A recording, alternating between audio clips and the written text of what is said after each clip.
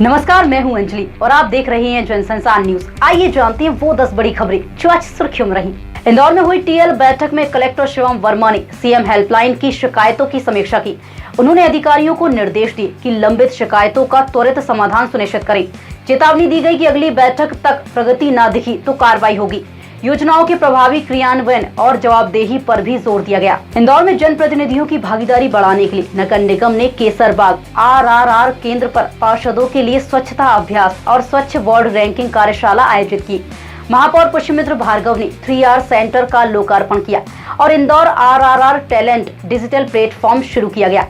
पहल से स्वच्छता और जन भागीदारी को बढ़ावा मिलेगा। राजवाड़ा क्षेत्र में बिगड़ती ट्रैफिक व्यवस्था सुधारने को लेकर पुलिस और व्यापारियों की संयुक्त बैठक हुई, जिसमें राजेश त्रिपाठी ने ठोस कार्य योजना और सख्त कार्रवाई का आश्वासन दिया।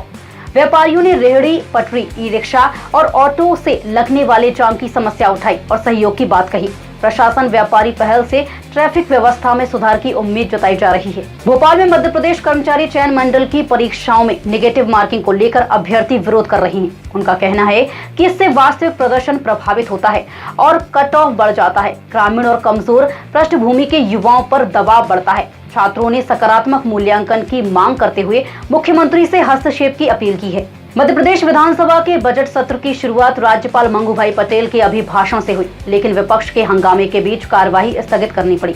राज्यपाल ने सरकार की उपलब्धियां, निवेश, कृषि वर्ष 2026 और 2047 तक $2 ट्रिलियन अर्थव्यवस्था के लक्ष्य का जिक्र किया, जबकि नेता प्रतिपक्ष उमंग सिंघार ने नल जल और इंदौर में दूषित पानी का मुद्दा उठाया। 16 फरवरी से 6 मार्च तक चलने वाले सत्र में हजारों प्रश्न और विभिन्न प्रस्तावों पर चर्चा होगी। प्रधानमंत्री किसान सम्मान निधि योजना के तहत किसानों को सालाना 6,000 रुपए मिलते हैं, जबकि शिवराज सिंह चौहान सरकार ने अतिरिक्त 6,000 जोड़कर इसे 12,000 किया था। राज्यसभा में पेश आंकड़ों के मुताबिक मध्य प्रदेश के 1.66 लाख से अधिक किसान पिछले 3 साल में योजना से बाहर हो गए हैं। कांग्रेस विधायक सुजीत सिंह चौधरी ने सरकार पर सवाल उठाए, जबकि कृषि मंत्री ऐदल सिंह कंसाना ने कहा कि कोई किसान बाहर नहीं हुआ। उज्जैन में महाशिवरात्रि पर बाबा महाकाल का अद्भुत दृश्य देखने को मिला। सुबह से दोपहर तक सेहरा उतारनी, पंचामृत अभिषेक और विशेष भस्म आरती संपन्न हुई। हजारों श्रद्धालु वैदिक मंत्रोच्चार और जय घोष के बीच बाबा के दिव्य रूप के दर्शन करने पहुंचे। वहीं आज भोग आरती के बाद मंदिर रात 11 बजे पट मंगल किए जाएंगे। शिवपुरी के करेरा में अधिवक्ता संजय सक्सेना की हत्या के विरोध में ग्वालियर और इंदौर बार एसोसिएशन ने हड़ताल की।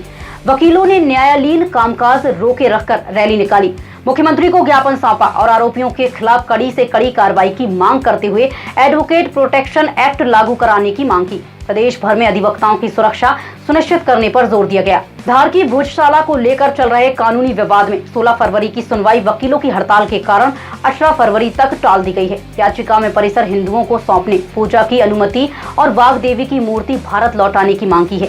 वहीं आर्कियोलॉजिकल सर्वे रिपोर्ट को अदालत में प्रस्तुत किया गया है। वेस्टर्न डिस्टर्बेंस के चलते ग्वालियर, चंबल सागर और उज्जैन संभाग में 18 से 19 फरवरी को बारिश का अलर्ट जारी किया गया है, जबकि भोपाल और इंदौर में बादल छाए रहने के आसार हैं। प्रदेश में अधिकतम तापमान 30 डिग्री या उससे अधिक रहा और कटनी 8.6 डिग्री से सबसे ठंडा रहा।